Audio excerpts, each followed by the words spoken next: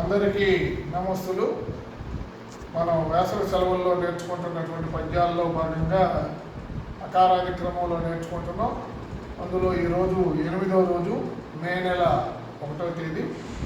ఈరోజు ఉకారంతో ప్రారంభమయ్యేటటువంటి పద్యాన్ని నేర్చుకున్నాం.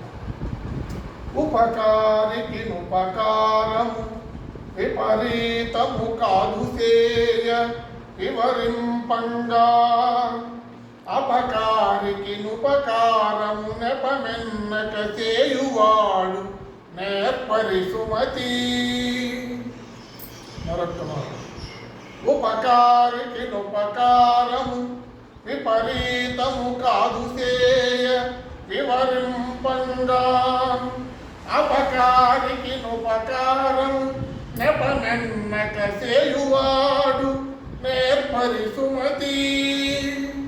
భావం సుమతి.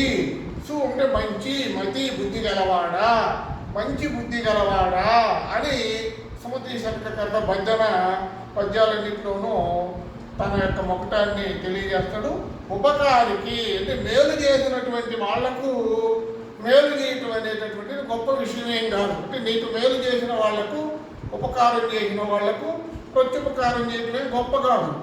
నీకు ఎవరైతే ఆలోచించి చూస్తే అపకారికి అంటే నీకు కీడు చేసినటువంటి వాడికి కూడా, నీకు చెడ్డ చేసినటువంటి వాళ్లకు కూడా నువ్వు మేలు చేసినటువంటి వాడే నేర్పరి, తెలివైనటువంటి వాడు, బుద్ధిపరుడు అని పద్దెన గారు తెలియజేస్తున్నారు.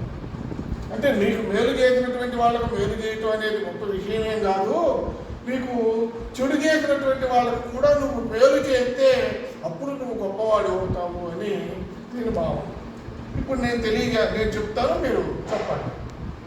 ఉపకారికి ఉపకారము విపరీతము కాదు సేయ వివరింపంగా, అపకారికి ఉపకారము నెపమెన్నక చేయువాడు